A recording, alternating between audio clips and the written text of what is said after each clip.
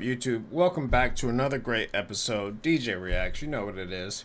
Got a good show for you tonight. We got some really interesting stuff that I would actually like to know your guys' opinions on, because it's just interesting.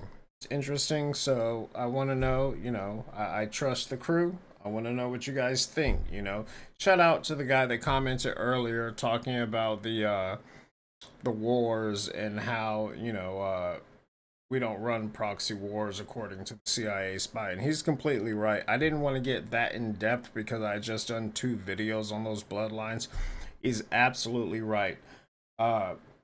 It looks like proxy wars, but you all know it's those bloodlines that run the world, and they cause fear, panic, dissent, and then war, and they profit off of each side of it. That's their bread and butter. That's what they've done for the longest, along with, the banking cartel. So, it is what it is. But things are changing. And, there's going to be a lot of weird shit going on. There's been a lot of weird shit going on. So I'm going to present it. I'll give my opinion, but I honestly want to know what you guys think, because I don't know about all of this. I can give my opinion, I can give my experience, and, we are all just an accumulation of our own perspectives and experiences. So, excuse me. Yeah, let's see where it goes. All right, now this first one, I usually don't do political or religious stuff, but I had to play this one because somebody sent it to me and I was just like, damn, this is why the US looks weak. But you know what? It's so profound that I don't even believe that's Biden. Because if you look at Biden, or if you look at even Trump, when they asked him, when he was president, he was walking to his chopper, right, from the White House, and they were asking about Biden, and he's like, I don't know. I don't even know who that guy is. He doesn't talk the same. He doesn't walk the same. His brain's foggy, and that says a lot coming from Trump, because they can't buy Trump. He's not of their bloodline. He can't be bought. He doesn't need their money or their resources. So I'd be more inclined to believe someone like that versus all the people that are of that bloodline. But let's get into it. On Sunday, the president said he just met with the French prime minister, who's been dead for 30 years. Right after I was elected, I went to what they call a G7 meeting, all the NATO leaders. I'm sorry. Sorry to pause. I know you guys hate that. But just look at him. Look at the wrinkling behind his neck. Look at the hair. I mean, the same thing happened with Obama, I don't know if it's really them, because we've got all of these deep fakes going on. But the one thing we do have is a stressor. Now, stress, that's the big silent killer of so many people. But yeah, if you look at Biden, like when he was campaigning, and then look at this man now, you're talking about, a man that was very articulate, knew what he wanted, versus a man that needs to wear a diaper and be in an elder care living facility. That's just all I'm going to say on that. And I sat down and I said, America's back.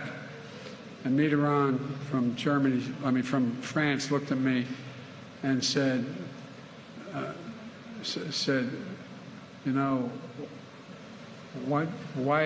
long are you back for?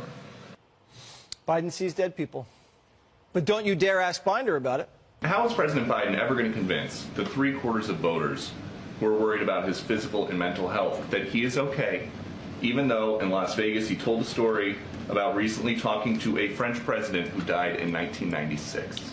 I'm not even going to go down that rabbit hole with you, Why- sir. what is We're the going to rabbit go. hole? Go ahead. He said go he ahead. talked to Mitterrand. Go ahead. You saw the president in Vegas, in California. You've seen the president in South Carolina. You saw him in Michigan. I'll just leave it there.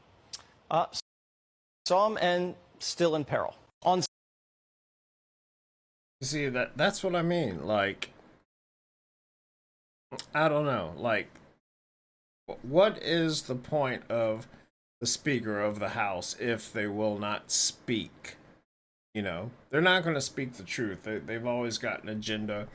I've never given a shit about who the president is because I know that he's just a plant. You know, somebody else is pulling the strings.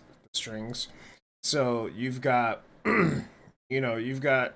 I don't look at him. Look at the face. Look at the scrunchiness.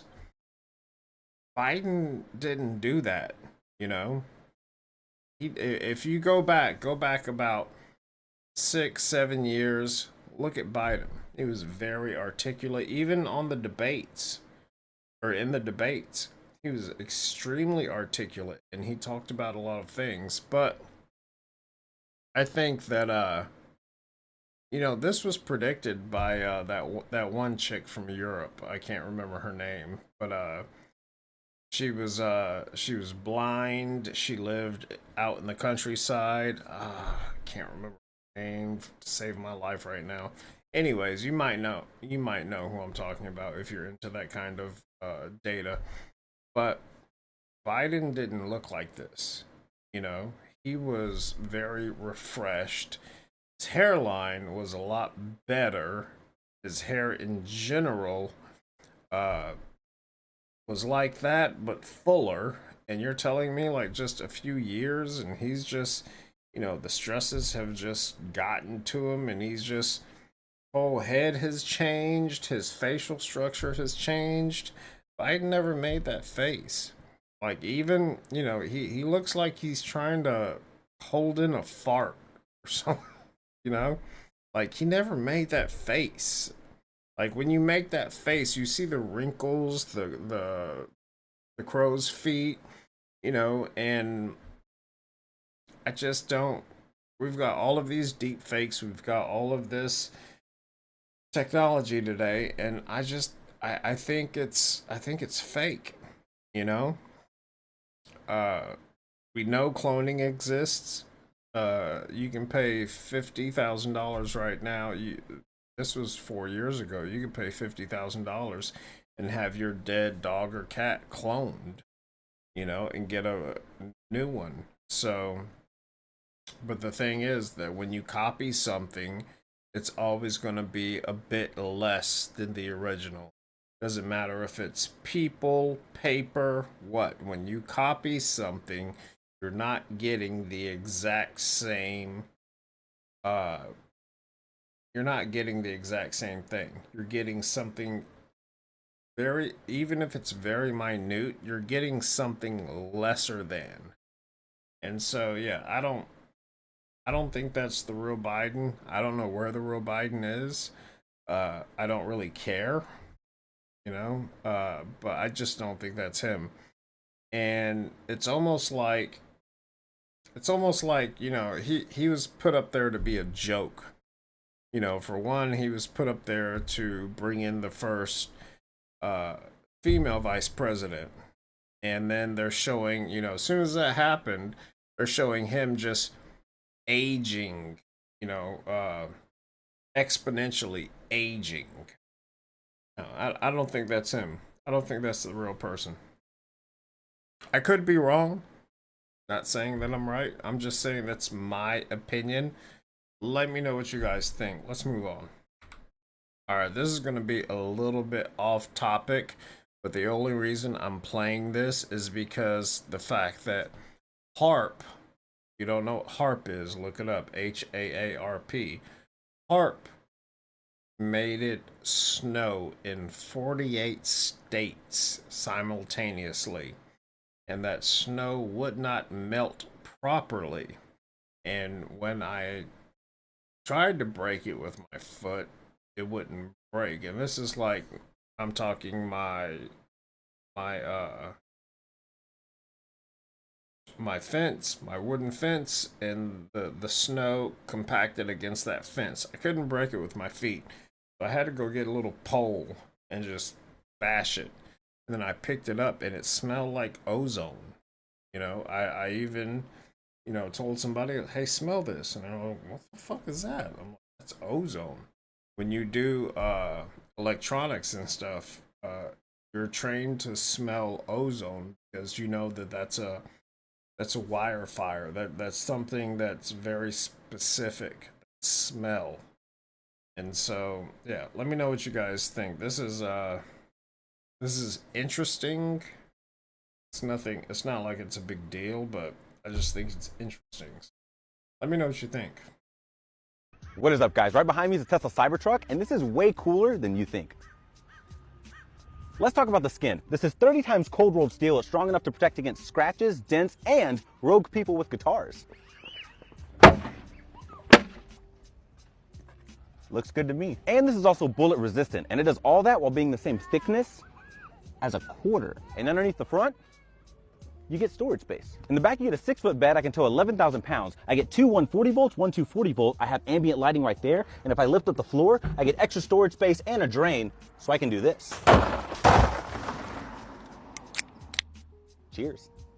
Inside, you get this amazing looking view. I have a hidden gear selector located right up there. I get heated and ventilated seats, welded door sills. I have a hidden glove box located right there. I get ambient lighting here at the top. This giant touchscreen that works super fast. I get tons of storage space under here, two wireless charging pads, and a heated steering wheel. And if you think this car isn't romantic, you're wrong.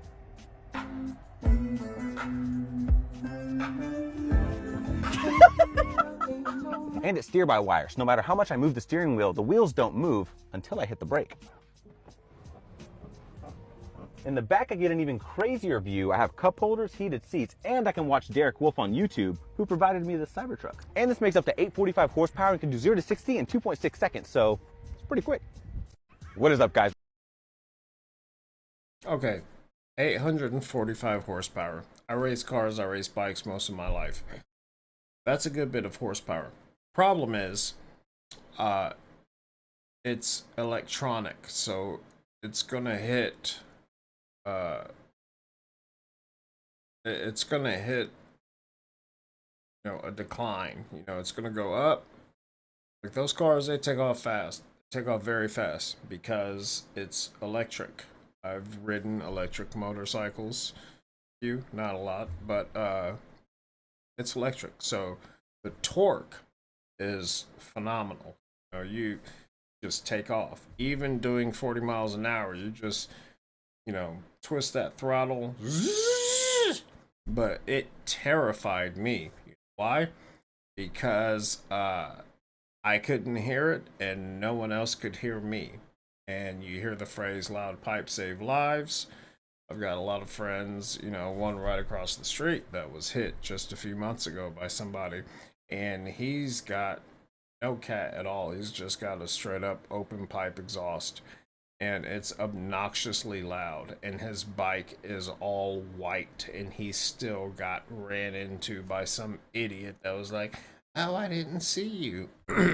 So, yeah, it's cool, and I've seen bikes race the Plaid, and the Plaid is crazy fast up until a certain mile an hour. But yeah, it's got a lot of power.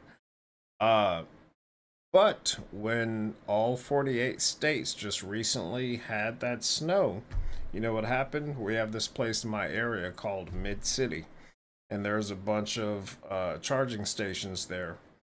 People had been like, one guy, the news interviewed him, and he was like, they were like, what time did you get here, sir? And he was like, I got here at 4:30 yesterday. And they were like, it is 8 a.m. today. Do you think you will get your car charged? I was like, no, I'm not a fan. It's cool. It's interesting. I would never buy one. I'm too much of a motorhead.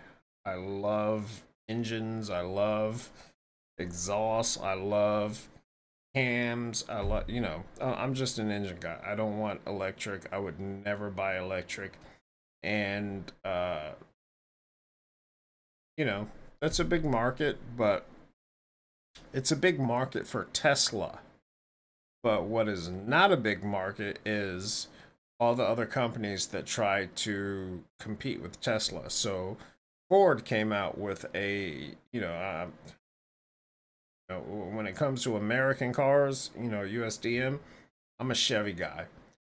But Ford, I like some of the high end Mustangs, like GT500, GT350, like those. And I even have a video of me racing one on my bike.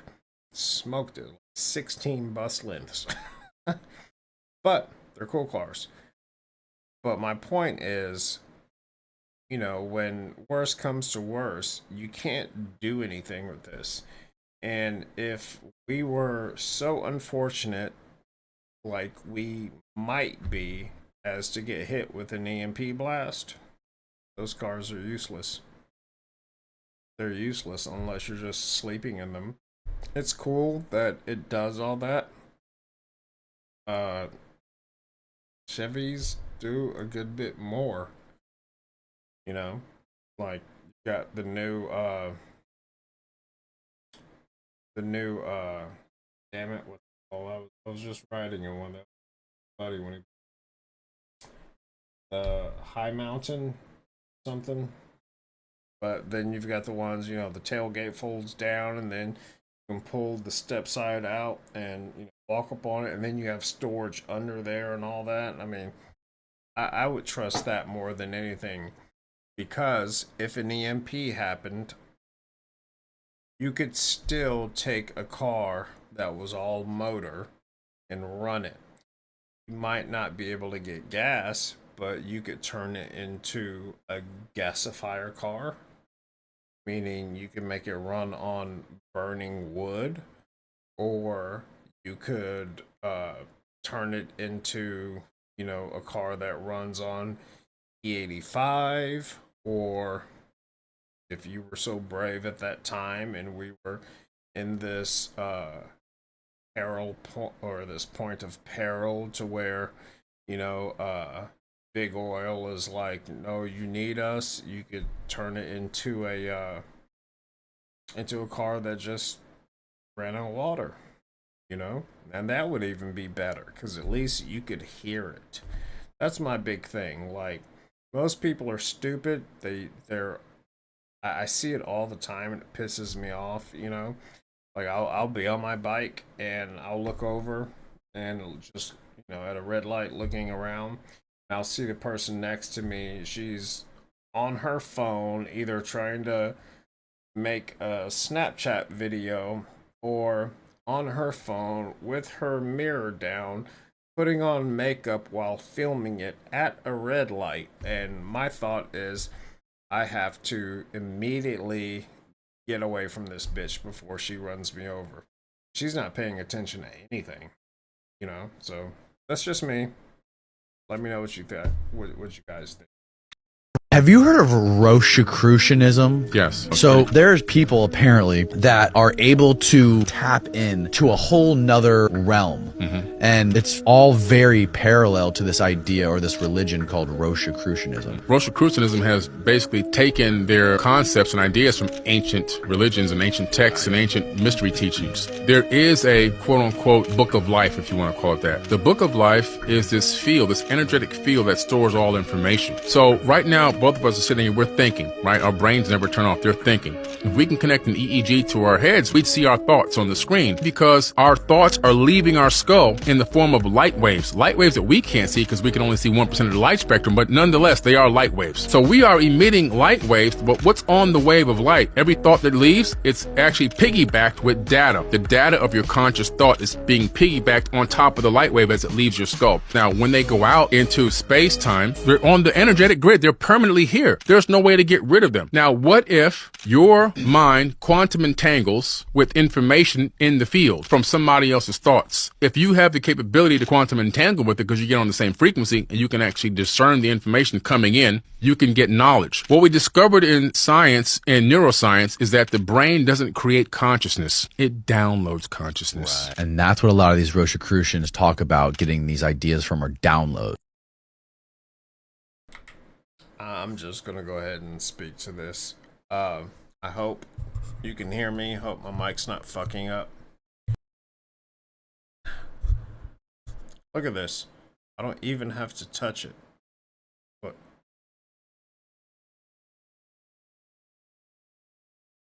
Not touching it.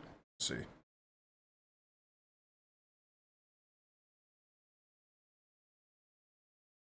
Interesting. I didn't know there was a field. Anyways, I'm really upset with Billy Carson. In the beginning, I liked a lot of what he was doing because he was talking a lot of truth. And he's been on a lot of shows, like on YouTube. You know, these aren't like this was never broadcasted on TV or anything. Just on YouTube talking about things. And I really dug him, you know. But I think because he's gotten to the point, and he says this, he was like, you know, I wanted to make my first million, then I wanted to make my first 10 million, and now this was like 2 or 3 years ago. He was like, I'm about to make my first 100 million. And I think that got to him because he's doing like the History Channel. So if you remember with the History Channel, when they came out with Ancient Aliens, and then you know, you had David Wilcox, you had Billy Carson. Did I say Billy Blanks earlier? Might have.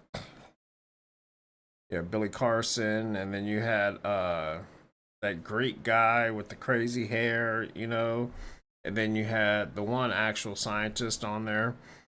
And the problem with that was they were pushing a narrative. So I challenge any of you, go back and watch any Ancient Alien episode. And when the speaker asks a question, you know, could this have been intervened by extraterrestrials that we don't know about? The answer is yes. It's always yes. There's no critical thinking. There's no definition on why it's yes. It's always yes. And I saw that, and even David Wilcox, you know, I'm still kind of, you know, so and so with him. But when they asked him to be on Ancient Aliens, and then they, you know, he was talking about something, and then they edited it and chopped it up to make it seem like he was saying something else. So he left. He split his contract with him. Then he went to Gaia. And Gaia was trying to do some really good things in the beginning. And that's the problem. They're all trying to do really good things at the beginning, but the really good things aren't as profitable as they want. So then they just start to notice that, hey, we can throw 30 different narratives out there and say yes about all of them, and people are going to believe all of them. It's not going to be the same person, but if we throw all of these narratives, if we just cast this wide net out there and say yes to all of this, you know, we're going to bring most of the people in. And David Wilcox left because of that, but then he went to the whole, you know, super soldiers thing, with which I was really curious about, and I watched and I really paid attention to. My problem with that was he was, so the first guy he had on there was Corey something. I can't remember his last name. But then after, you know, maybe 3 or 4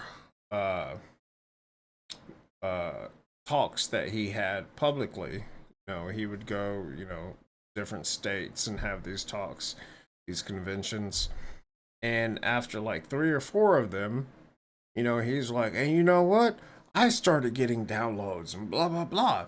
And that might be true because that does happen. And what about to say Blanks, what Billy Carson's saying right there is kind of off. You don't have to understand quantum entanglement to understand that information is in the ether. It can come down to you. You can go into the Akashic records. You just have to put yourself there, you know? And it's not an easy thing to do. It took me a very long time to do it, a very long time. And I haven't done it that many times. But I can honestly say that I have successfully been to the Akashic records and learned like something that would have taken me 3 or 4 years. I learned it by the time I woke up. I can honestly say that. For some reason, I can't do it again, or not. I'm not going to say I can't. I haven't been able to yet. But those things that I learned were highly important, and they changed my perspective on most things. And, you know, he's mentioning quantum entanglement, because if you think about entanglement, then you're thinking, you know, well, you can just entangle with blah, blah, blah. And that's kind of true, but there's more to it. You have to actually not only prepare for that, but like prepare your mind and your consciousness for that, and then do it. And you might need a guide, you might meet a guide, you know, while you're meditating. You know, that's what happened to me the first time that I was dream walking. And that was a really crazy thing because for me it didn't last that long. It seemed like it lasted 7 or 8 minutes, but apparently it lasted 8 hours, or well, 7 hours. And the reason that I knew I had a guide is because I wasn't asleep. Something was talking back to me, and they were talking back to me about things that I know for a fact that I've never experienced. So they invite me to go out with them. And initially, we're just, you know, my consciousness is just going with this being in the air. Like, I can clearly see, like, my neighborhood, the houses, all of that.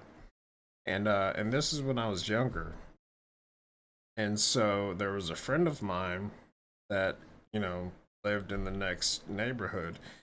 And I said, yeah, I'd like to go into his dream if I could. So we went into his dream, but not only did we do that, we went through his memory banks. And then we came home and we did the same to my mother.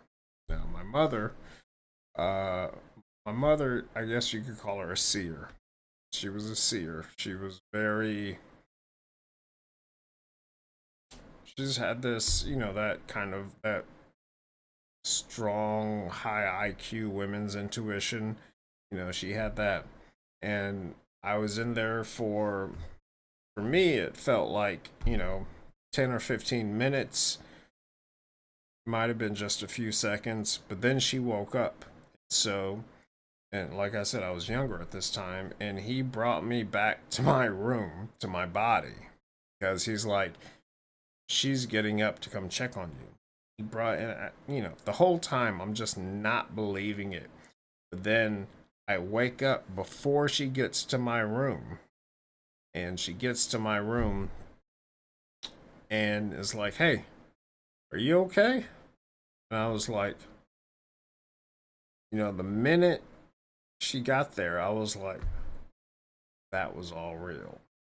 But I could not honestly tell you how it happened, how I did it, who that was. You know, it's happened like 2 or 3 times since then. Never happened again. So I righteously couldn't tell you, but I can tell you that all of the knowledge in history is stored within the ether. You can call it the Akashic Records, call it whatever you want. 5 years ago, we believed in the Big Bang Theory, which that's still a theory that's out there. But people like to throw the word quantum onto everything. Well, if the Big Bang Theory happened the way it did, which science now knows that it did not, because less than a billion years after the Big Bang, you have, like, what was it, 4 or 5 fully formed galaxies that should have taken hundreds of billions of years to form. And this is right after the Big Bang. Like, the timeline, it's not right after, but time is subjective. Time really doesn't exist, so we have to have something measured by. So right after the Big Bang, we have 5 galaxies right there that the James Webb Telescope has seen and posted. So it's like, well, if galaxies take that long to form, from all of everything that came out of the Big Bang, which is pretty much like a collapsed star turning into a quasar, or a black hole shooting everything out. If the Big Bang actually happened, these 5 galaxies should not exist that fast. It would have taken more time. So that's where we're at now with all of this. And people can throw words on them. You like to hear these trendy words like quantum. People, put quantum on front of anything. I got a quantum remote. I got a quantum lighter, but it's not what you think. And then they like to use quantum entanglement when they don't understand how things interact. So they just say, "Oh, it's quantum entanglement." No, there's a way it happens. You can't just say quantum entanglement. Sorry for the rant. I just wanted to throw that out there. Let's get back into this. Actually piggybacked with data. The data of your conscious thought is being piggybacked on top of the light wave as it leaves your skull. Now, when they go out into space-time, they're on the energetic grid. They're permanently here. There's no way to get rid of them. Now, what if your mind quantum entangles with information in the field from somebody else's thoughts? If you have the capability to quantum entangle with it because you get on the same frequency and you can actually discern the information coming in, you can get knowledge. What we discovered in science and neuroscience is that the brain doesn't create consciousness. It downloads consciousness. Right. And that's what a lot of these Rosicrucians talk about, getting these ideas from, or download. Have you heard of If we don't take back control of this planet, they're going to start selling us time. selling us time? Well, now they've learned how to master the telomeres. So now they know how to keep you living longer. Now, all of a sudden, oh, you want to live to be 100? Oh, well, it's going to cost you this and that. Or you're going to have to do this, you're going to have to do that. Even if you look at the Egyptians, they were lied to. The mummification that you see in Egypt in these fancy sarcophagus and these tombs, when you go in a tomb, you see these elaborate tombs, all this elaborate artwork. But before they were robbed, all the jewelry, all the riches, all the money, all the gold, the cats, the wives, the maids are all in there with you. When you go, everybody got to go. Well, why is that? If I'm going to go to some afterlife, I know that this money and gold ain't coming to the afterlife. See, they were told that the mummification process was about saving the DNA to be brought back to life at a later time. Over time, the secret of that got lost and it became this mummification. We're going on the solar boat and blah, blah, blah. The real implication of this was we're going to come back because these people in the beginning pharaohs, they were the sons of these Anunnaki gods. They were half human, half Anunnaki. We promise you, we're going to bring you back. So keep everything here, hide it good. That's why the tombs were hidden. That was the premise behind it. It was about preserving DNA to be cloned and transfer yourself into a brand new body here in this realm. That's why I keep saying it's so vital to take control of this planet, because they'll start selling us time, and rich people will live longer and people who are poor will die sooner. If we don't take back.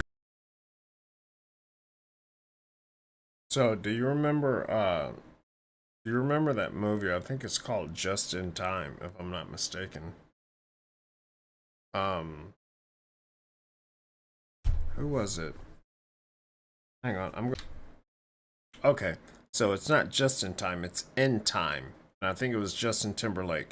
So, do you remember the movie where the wealthy, they were selling time, and so you had a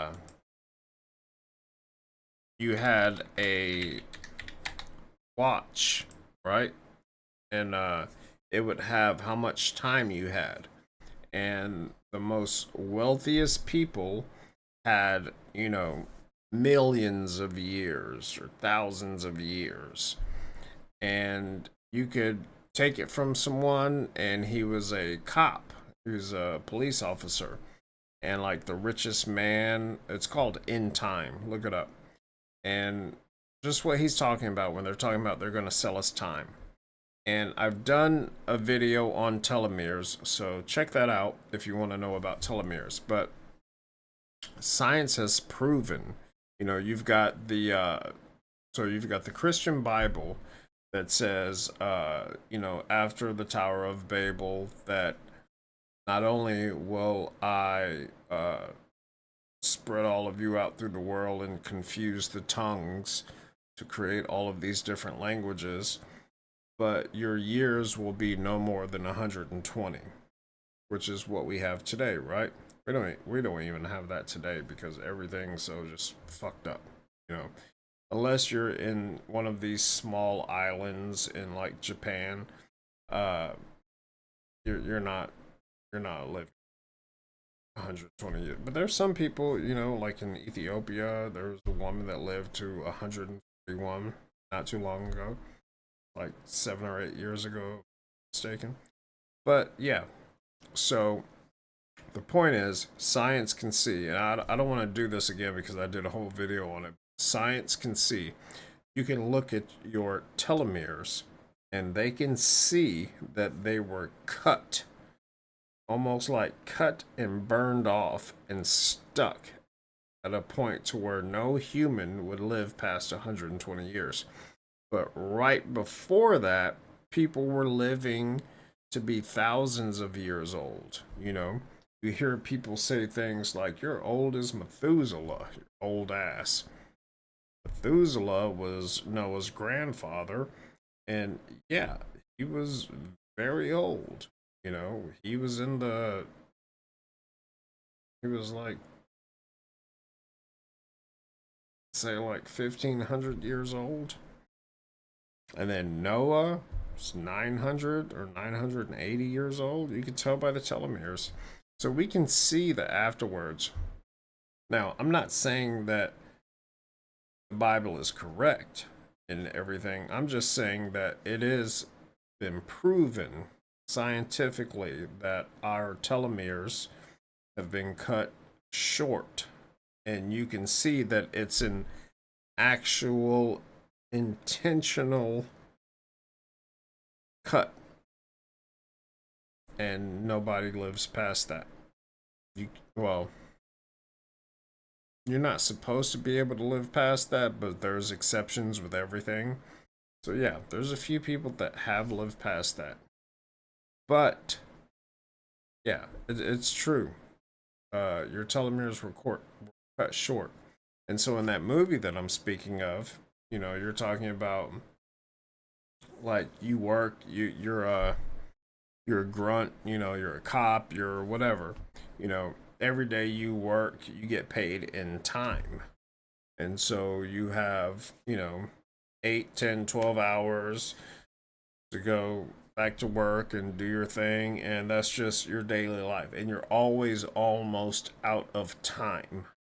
And only the elite, which is just like what we have now, I wouldn't call them elite, I will call them a lot of other things, but elitist are not one of them.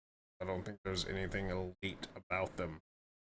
But you have these people that have so much time to where they even have games to where they, they'll wrestle, arm wrestle, but they're wrestling time. They're not trying to, like, break each other's arm. They're trying to get somebody down to like a few seconds of their life and see who jumps first. That's a scary proposition because once your time runs out, you're unalived. And so in the movie, yeah, he was good at that game because he never had anything. So losing it wasn't going to do anything, but the people who had it feared losing it and would always give up before him. So he gained a lot of time, and it's an interesting movie. And it's interesting that he says that because he says they're going to sell us time. Time is not linear. I'm not going to get that in depth with it on this video. Time has never been linear. That's a man-made construct. So, yeah, it's not linear. Time is always now. Everything is always happening now. Listen when I say that. Nothing is happening that's not now. Do it in an hour. Nothing is happening that's not now. Time is not linear. Time is all now. But humanity created it to be linear so that we could calculate it, so we had something to go by. We did that with a lot of things, but it's incorrect. How many of you have had dreams to where, like what I just talked about? You've had dreams to where, you didn't do a lot in your dream. Felt like maybe 15 minutes, and then you wake up and it's been 7 to 8 hours. Yeah, time is perspective. It's up to the person, but it's not real, It's not real. I've had experiences, and I say this in a few videos. I've been unalived 3 times, and one time was for 2 hours. But my best and worst experience was when I was not unalived. It's more like I was in a self-induced coma. I didn't do it, but excuse me. There's nothing wrong with me. The doctors measured everything. My vitals were completely fine. I just couldn't wake up. Now, for me, that time was thousands of years. I think about it all of the time. Not only do I think about it all of the time, I remember every little aspect of it and just the different things that I went through. But it has nothing to do with time. Time is perceptive. Whatever you perceive it to be, that's what it is. But it doesn't exist. It's just something that we had to invent a measuring system for to be able to account for it. That's all that is. All right. Apologies for blabbing. Let's get into this, though, because these are some interesting points, and I want to know what you guys think. I have my own opinions on this, but let's get into it. When Enlil, who's known as Yahweh, comes back and sees humans building a tower into the heavens in one of these cities, duplicating what the Anunnaki had built, he gets pissed off because he realizes, oh man, Enki got me. These people are too smart. And he says, I gotta destroy this. So he destroys the tower. And he says, my seed shall not abide in man forever. His years shall be 120. That's the first thing he did. He cut our years down to 120 years. And what's the maximum lifespan of a human being in the most pristine condition according to Harvard University? 120 years. Then the next thing he did was he separated humans and put them in different places around the planet, just like the tablets say. And then he confused the languages so that we couldn't communicate and collaborate anymore, which is why there's all these different crazy languages. And then on top of that, he put a brand. Whoever ruled over an area, brand your people. We know that those are your people. Brand your people. We know those are your people. So for what reason, though? To keep us from living longer, number one. Keep us from collaborating with each other. And look how it's worked. Look how these invisible lines we have on this planet till this very day are still here. If I go to Mexico, I'm an alien. If they come to America, they're an alien. Yeah, we're still blowing each other up because of religious ideologies. It's crazy. I agree with a lot of what he just said there. But that's a very American point of view. You know, I grew up in Europe and we had open borders. You know, I grew up 30 minutes from the French border, 25, 30 minutes from the French border. I was in southwest Germany, or southeast. I can't remember when I was a kid. But anyways, but it's not like I was just 30 minutes and I was in Paris. It's just the French border. You still got to drive some more. But I drove all over Europe with my family. You know, my parents took me all over, and I didn't speak. I spoke English, but I didn't. I spoke English from textbooks, so I didn't understand American colloquialisms. You know, uh, sometimes I still don't. But yeah, we traveled around a lot. It was open borders, and that was a beautiful thing. We you know, for you young people, this is when we had maps, like an actual map that would take up, you know, almost the whole front of the car. You had to fold it and see where you're at. And we didn't my father was good about not paying attention to the maps. Paying attention to the maps to get to where we were going, but then it didn't, like, the line didn't mean anything. It's like, okay, you're on the edge of Germany, now you're in France, but for like 25, 30 minutes, you know, they're all still speaking German, and you just get to where they're speaking something else, and you know where you're at. So that's how we judged it back then. It's not like, well, it is like that now, but people just, most people speak English. Germans, we learn English in school. We just don't think that most Germans don't feel that they speak English properly, and instead of being embarrassed, they'll just refrain from speaking it. So, but we have some weird things in our culture, you know, like Germans are not uh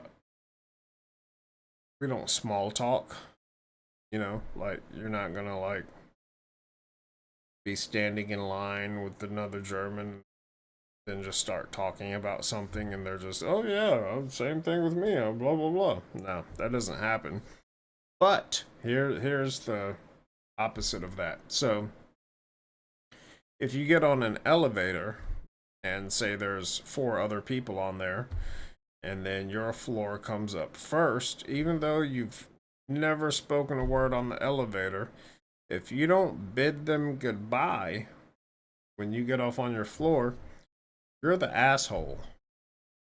I know, weird, but well, it wasn't weird to me until I came here, and then when I would, I would, I would get off of an elevator and be like, ciao, and they're like, what's wrong with that guy? You know? Well, I was like 13, but you know, just waving. Have a good day, you know, ciao.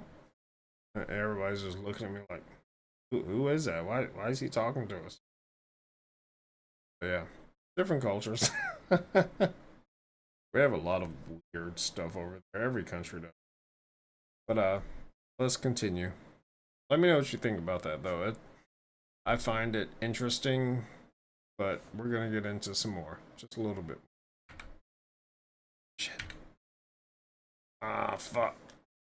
Before Earth even existed, you had Mercury, Venus, which was in the position. Damn it. All right. Shit. Before Earth even existed, What's interesting is when you look at the moon, those craters are never in any particular angle. In other words, if I'm free floating through space and I've got things coming at me, it would hit an angle and then make a track until it comes to a point where it stops, and then it would create a crater. All these things are straight down, perfectly straight down. There's nothing that slid and moved into a particular angle to create an implosion. It's all an explosion. It looks like all implosions, like what you're talking about. You have these craters that seem to be all almost the same depth. How is that even possible? Yeah, that's crazy. And so I went to USGS.gov and I downloaded some ground penetrating images, and guess what we found out? Underneath the surface of the moon, there appears to be some gigantic, what we can only assume might be metallic or beam-like structures 30 meters beneath the surface. So is it that they only stop there because that's as far as you can go? I mean, we don't know. But what's interesting is they all seem to almost have the same depth, and there doesn't seem to be much debris around the rim. Where did all that debris go? There's enough gravity to pull it back down, but it just seems to be gone. So what are those? What's interesting is I have something that I'm going to show you all right after these last few couple of videos. But what I did was, we've got, I don't like to use the trendy term AI, but so, AI has been like the big trend word for the past year, a little bit over a year. But a lot of it's really ML, it's machine learning.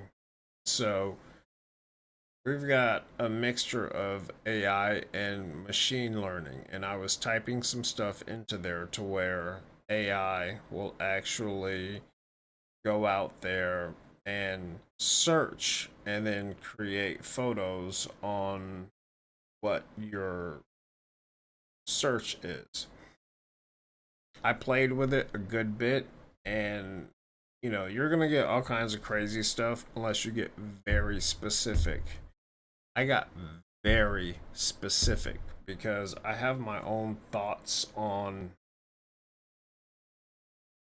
most things, but certain things I disagree with what he says lately, not previously, but lately.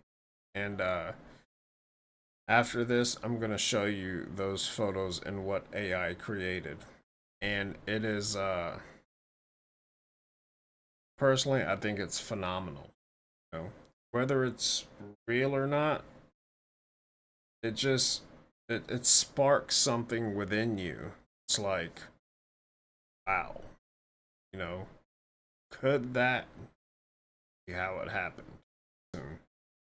Everything Everywhere All at Once. That was the theory that Terence McKenna had to the thing that's going to change the universe, is that one day someone's going to invent a time machine, and that when they invent a time machine, all time ceases to become linear. So you think if you have a time machine, well, I'll just go back to the time where they were making the pyramids and I'll watch them do it. That's not what it works like. What he was saying, you can't travel where there are no roads.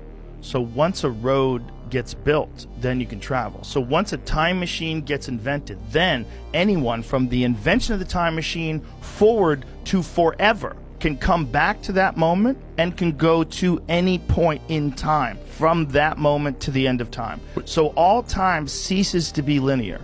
So there's no like tomorrow will be Wednesday and the next day will be Thursday. No. It's everything happens everywhere all at once. So people can travel back and forth through time. You can never own anything because someone could just travel through time and take it away from you when you weren't looking. Like as time travel gets more and more sophisticated, you can go back and forth in time while you're talking to people. If you don't like what you said, you could rewind and start all over again. If you're in an argument with your wife, you can go to the library and get information and come back and go, actually, Herodotus once said, and then bam, your wife thinks you're the smartest guy in the world. So that's not at all how that works. But he makes a couple of good points. Time was never linear, and time travel would not work like that. So I'm going to use this term, but I know how I'm using it. So when you're dealing with quantum field or quantum entanglement, your intent creates a branch of time. So and certain things have to happen for intent to be true. You can think about something or feel about something, but the intent won't be there. You have to match your mind, brain, and heart, which is basically encompassing your soul. Your soul has to have the intent, all of those things. And when I say heart, I include brain because we have a little heart brain that has more neurons than our actual brain has. We have more synapses in the little heart brain within our heart. Google little heart brain. Just Google that. Or Bing it, or personally, I don't use any of those. I use DuckDuckGo. But yeah, Google that. And so it has to be intent, like emotion. I don't know why I said emotion, but emotion. You know, your thought pattern, your soul, all of that intent has to exist to create that timeline. And this happens all the time. So say, you know, somebody made you feel a certain kind of way and it got to you really badly, and within yourself, your body of soul, consciousness, heart, brain, all of that, you plan to do something, or you wanted to do something, that will start like this little branch off of your timeline. But if it was not acted upon, and I don't remember the time frame, it stays there for a little while. But if it's not acted upon, it just goes away. So this happens a lot because emotions, love, those things are the most important things in the universe. It sounds cheesy, but love is the most powerful thing in the universe. It just is. You don't have to believe me. I don't expect you to. It sounds cheesy even saying it, but that's what I know for a fact. So if you choose to, you know, if you get insulted or put down or whatever, and, you know, it gets to you that badly to where you're about to do something, that timeline will branch off. But if you don't do anything about it, if you stop yourself, which you probably should, then it just stays there for a while and goes away.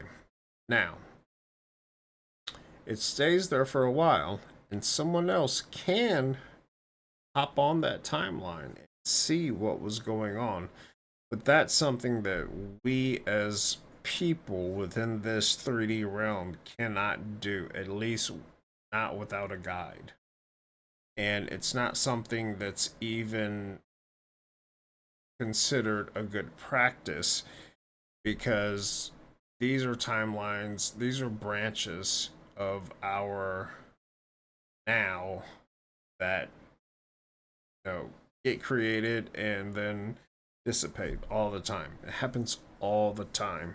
You know, I couldn't even tell you the number of times a day it happens for everyone, but it happens all the time. Just think about it. You know, you're in traffic.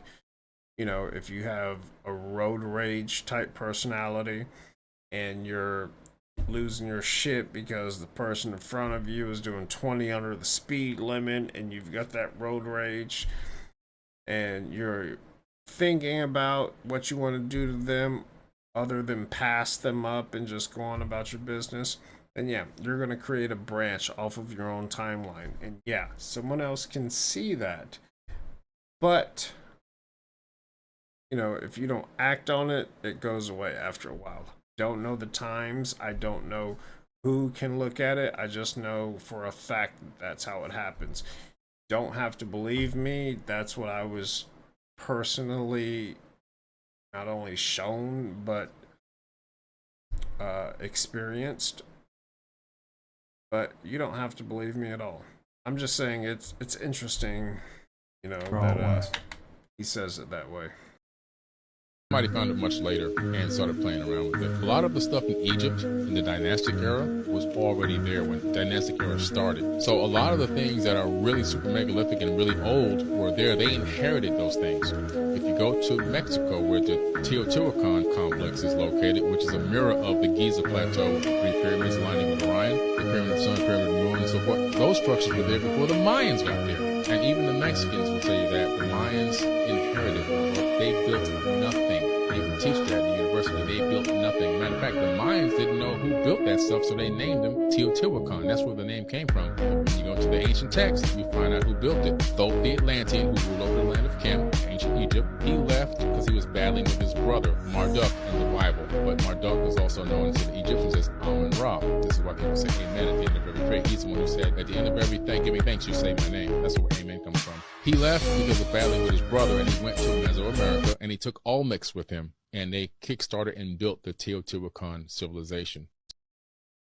So I don't know if you know who the Olmecs are, but the Olmecs were like the original blacks. You know, I'm not going to say African. I don't know if they were African, but if you look at Olmec statues, you know, especially in Mexico, so you have the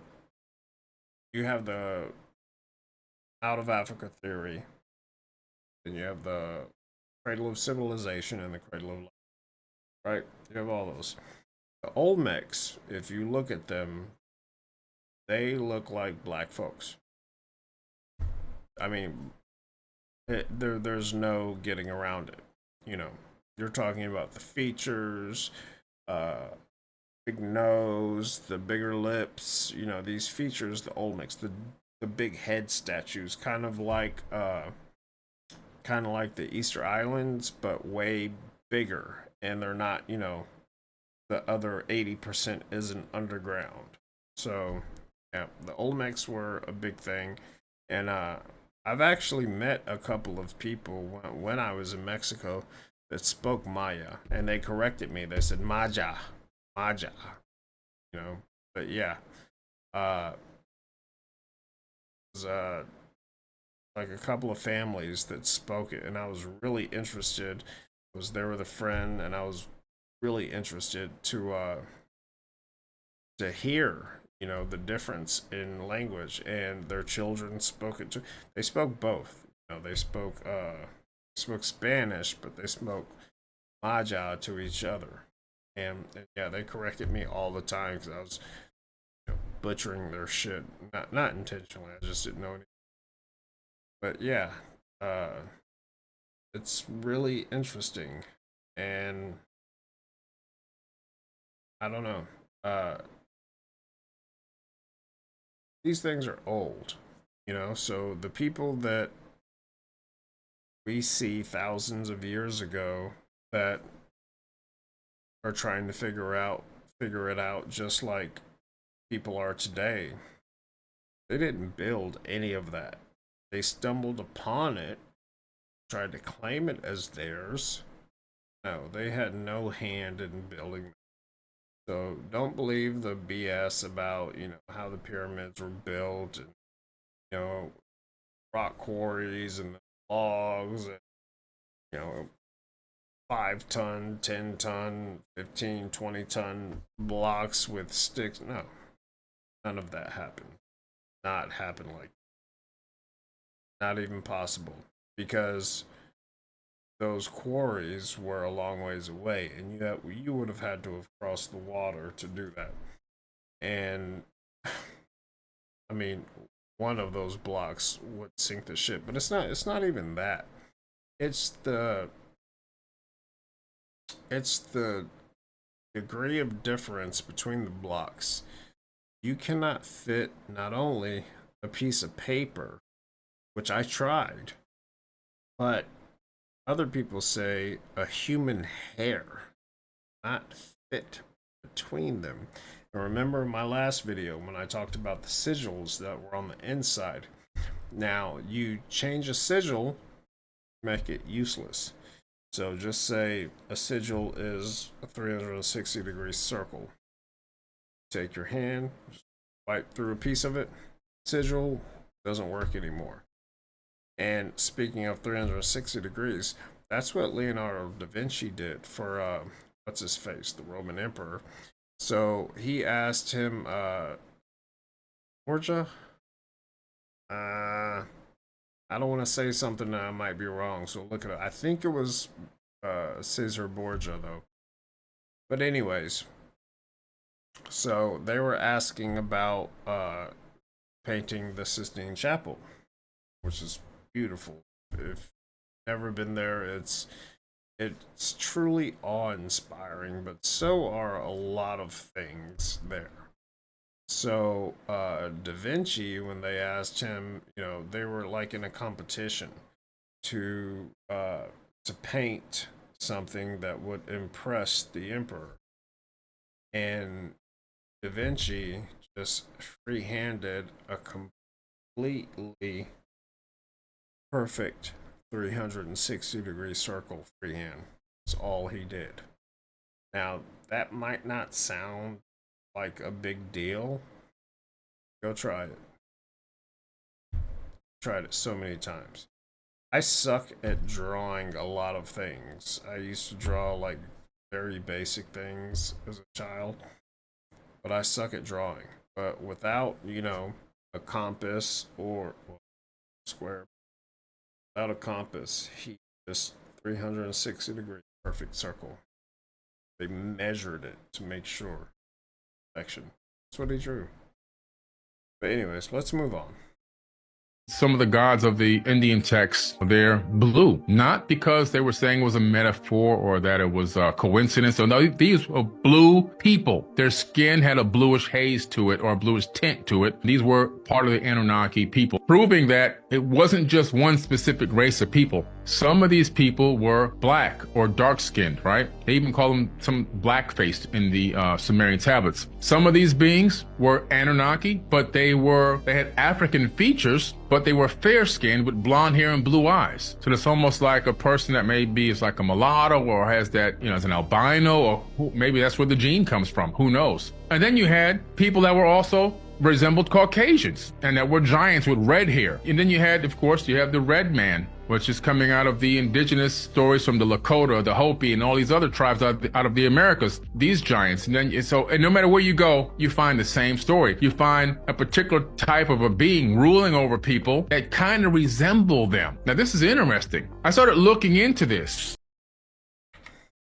Okay, so this was one of the last things I wanted to show. So,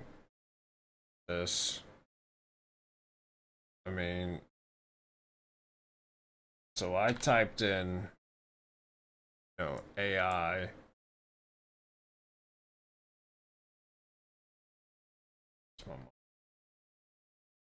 I typed in AI about, builders of the pyramids. Just look at this.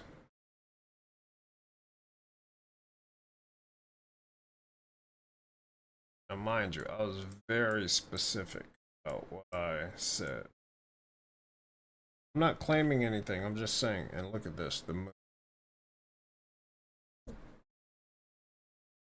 at that.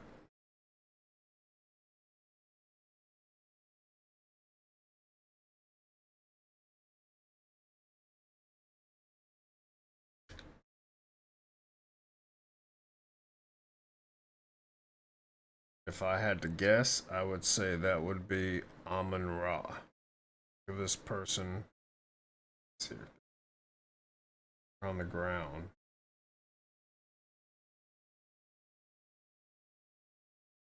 Majesticness of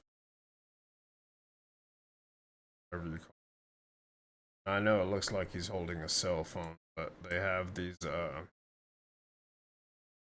these tools, devices, and you see them like there's been videos of people that have found some of them, but they're usually Bedouin. So the Bedouin tribes are the people that you see in desert that actually live in the desert full time, and they know how they're nomadic peoples, and they know how to survive the desert. And usually, I don't want to say anything bad, but their people are the ones that, when these archaeological digs are found, they'll go and steal all of these relics and sell them, on the black market. That's why so much of this stuff. Just look. Look at that. Now I know this is AI, and I'm not saying this is all. Just saying, you know, just like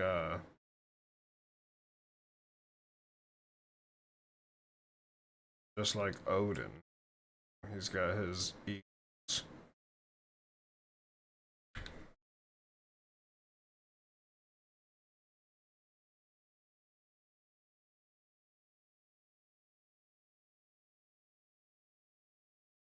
And you see this in their depiction. So the Egyptians were the best.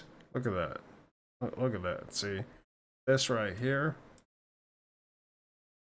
And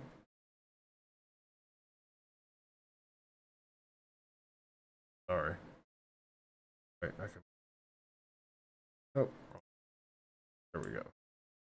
So look at that. So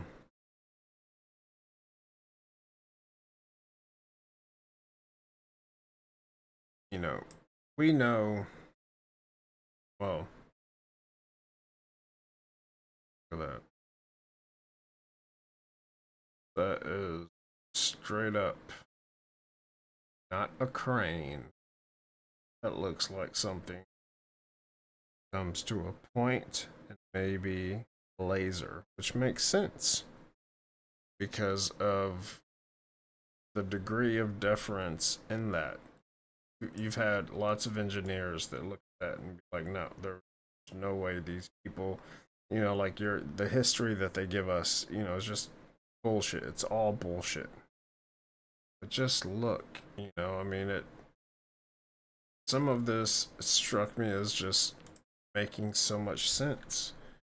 Look at this. Look at the majesty, you know. And so these halos are usually symbolic.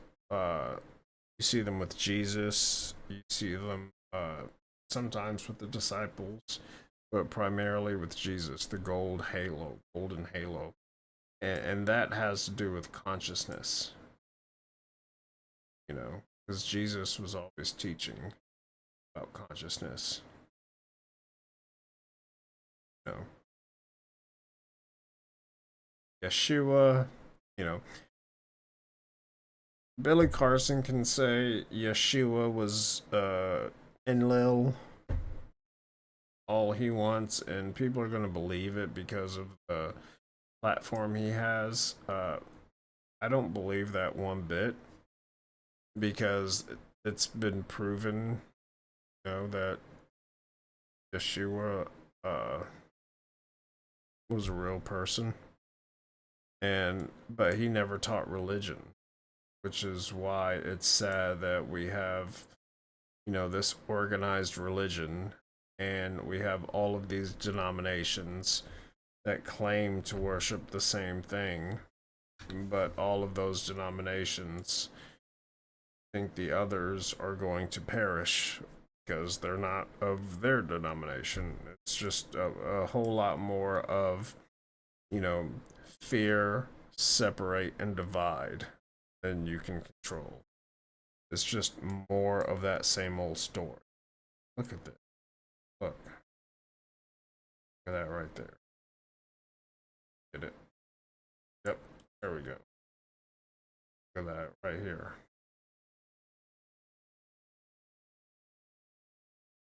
And look at this majesty of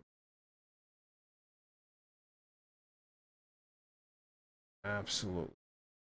Now, the one thing he does say is he talks about Amun Ra. That is why we say Amen, But the Egyptians, like, he's talking about, like, current Egyptians, like the pharaohs. So you're talking about people that look. I love this one. This one is just. Look at this.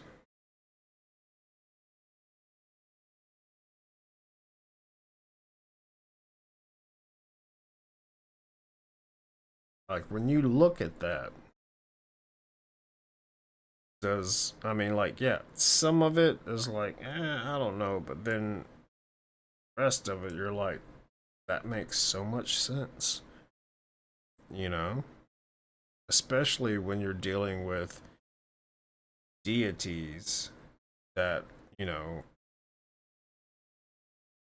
technologically inclined. All of these things, I love this one just because, you know, look at.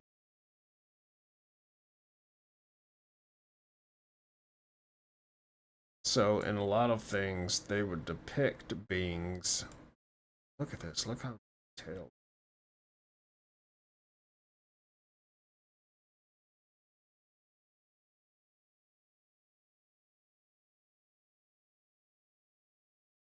It's beautiful.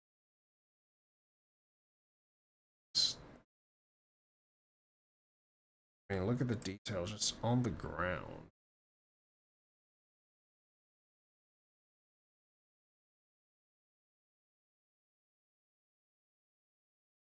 So you got the Dogon tribe in Africa that, you know, they never wrote down their beliefs. It was always verbally translated to the youth. They did that over the years. So the Dogon tribe has a ceremony, and you might have seen this somewhere else, but they don a helmet that looks exactly like an astronaut's helmet.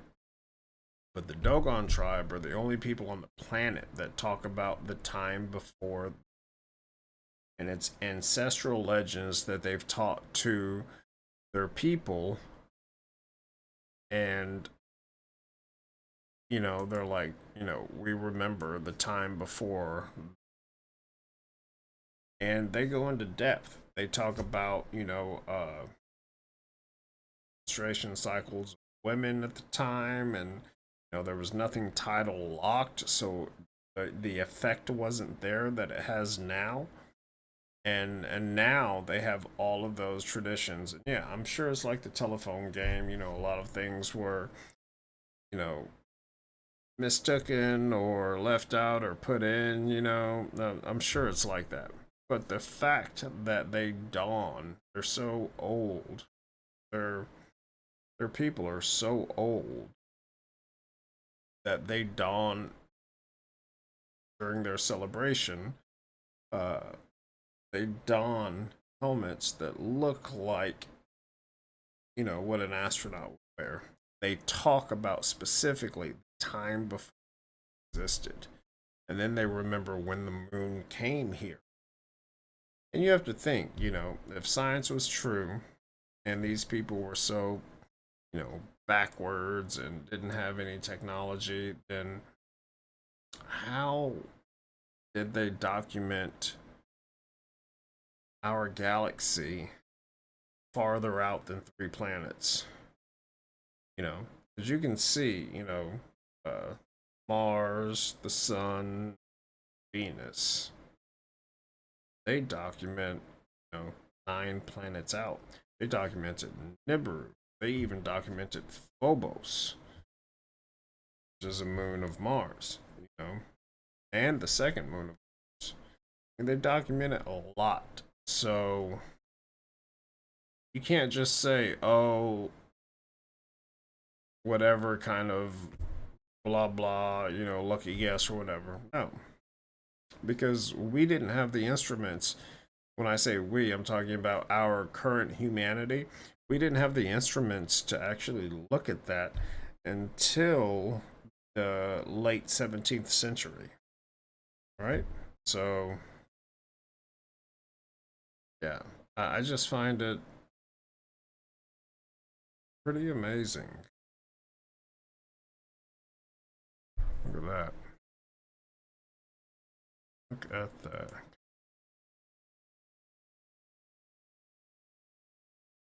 There we go. Look at that. I mean, that looks, and like I said before, a lot of cultures would depict beings with wings just to show the fact that they flew. But when you see wings doing different things, you know, if they were just trying to depict that they could fly, they would depict the wings pretty much the same, everything. That's not what they do. Look at this. Whoever this is, their wings are down. You know, as they would be, because they're working on building the moon. Like I said, it's just speculation.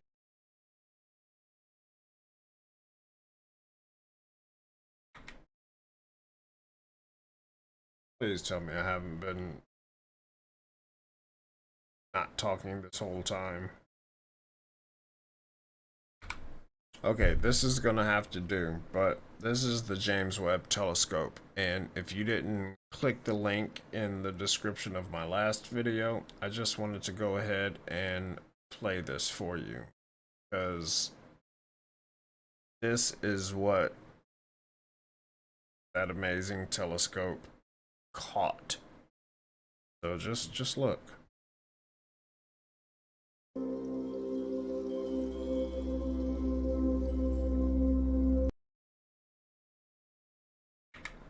Hang on. Let me...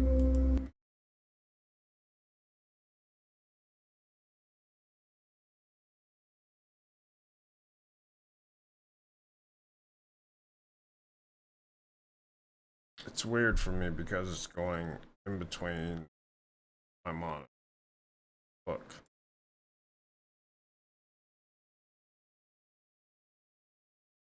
Just look at that.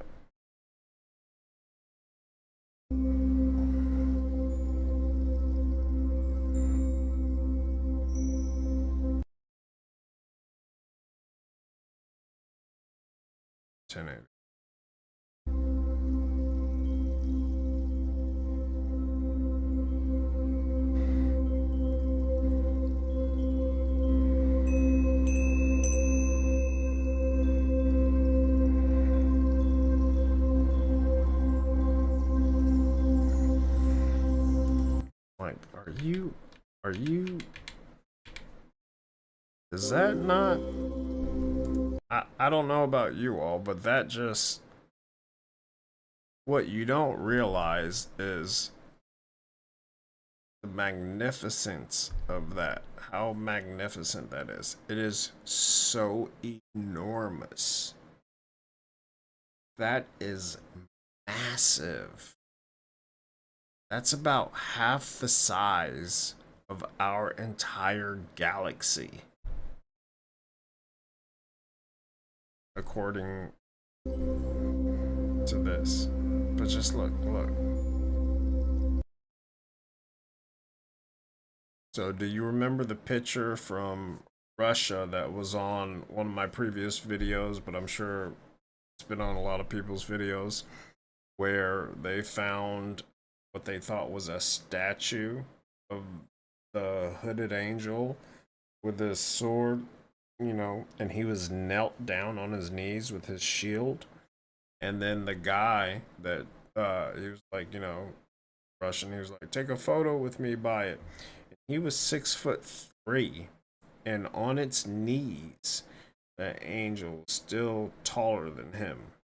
And the reason it was such a thing was because the detail of it, the front, side, back, everything, the detail of all of it, even the cloak that it had on and the strings hanging off, the detail of it was something. And now nobody knows where those guys were. That was in Russia, and nobody has any idea what happened to them.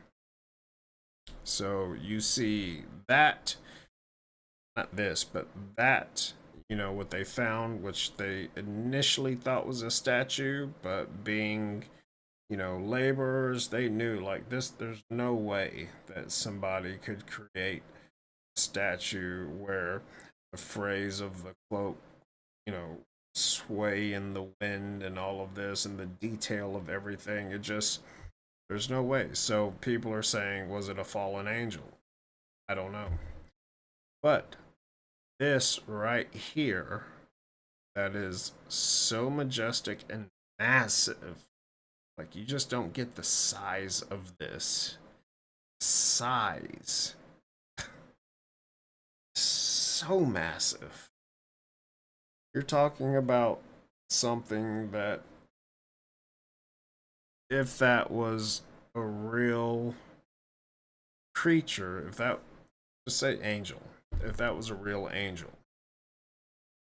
could literally, just like that, look over half of our galaxy, stare at it like it's nothing, like it's, not that big, but, or not that small, but, no problem. But the James Webb Telescope photographed this.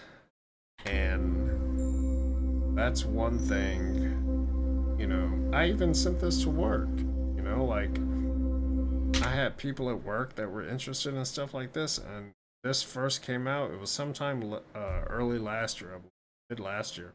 I was like, oh my god, I was collecting all of the photos that it was capturing.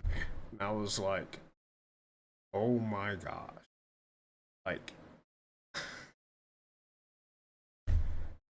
you see this.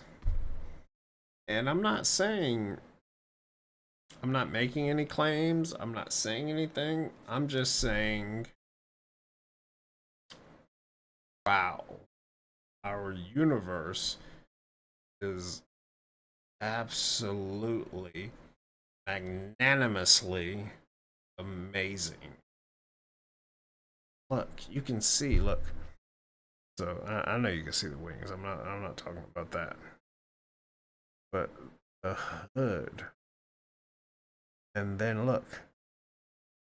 This would be hands right here. This, just like this, right? Sword going down the middle.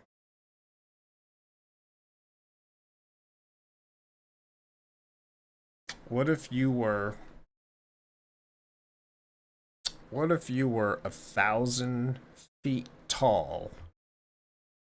If you were like Captain Marvel, say you were Captain Marvel, just for instance, and you're flying through the universe, and then, you get to one area of the universe, and as large as this is, you can see that from a very far distance, unless there's a bunch of gases and stuff that's blocking the view. So you would have to penetrate those gases to see that, which would be even more terrifying, by the way.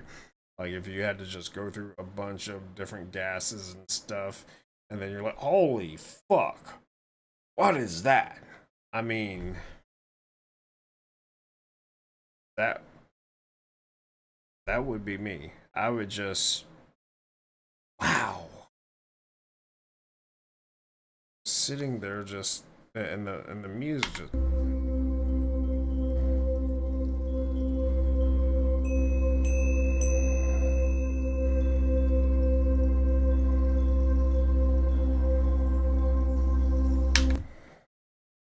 it's beautiful. I personally think that is just, not only do I appreciate the telescope for capturing that, but I am just enthralled at the fact that out of everything it captured, which I look at everything that it captured that. And nobody's talking about it. Nobody is talking about James Webb Telescope captured. Like, scientists will say, oh, well, that's just the shape of a galaxy. Fuck off. Are you out of your mind? That specific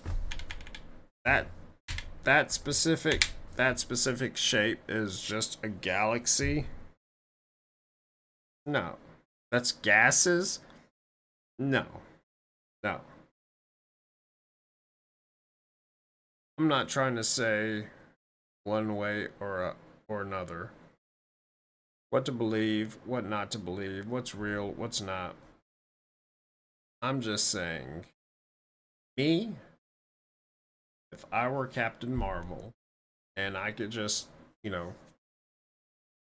soar through the universe, like she does, and I was trying to get to maybe a planet or something, obviously a planet, I wouldn't be just going around for non-planets. I don't know. But if I came to a point to where I saw something that massive like that, I would be excited, enamored, and petrified. Fucking petrified.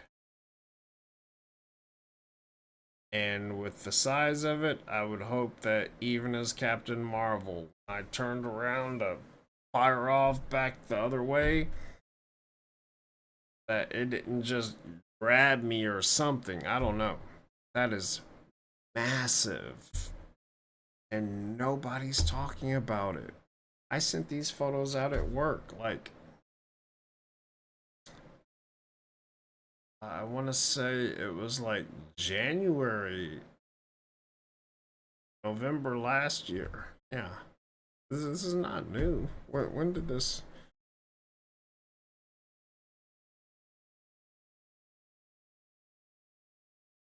Yeah. August 20th, 2022. But nobody's talking about this. Nobody's talking about this.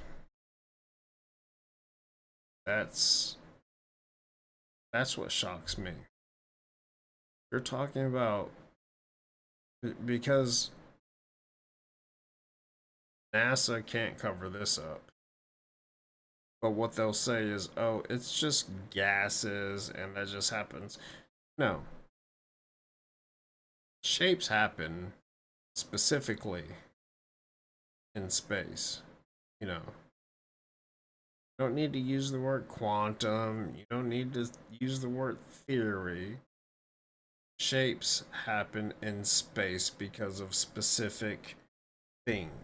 You know, if you're talking about fields, gravitational, electrical, magnetic, but we've never seen this, nor have we seen the beginning of the Big Bang Theory, to where right after the Big Bang Theory, when things were supposed to be shooting out, that there's 5 fully formed universes right after the Big Bang Theory. So I'm just saying, I love it. I'm excited about it. And, you know, it's awesome. I mean, it's all inspiring. It truly is. And terrifying at the same time, but definitely awe-inspiring. So that's all I'm going to say. Hope you guys enjoyed it. If you did, do me that free favor.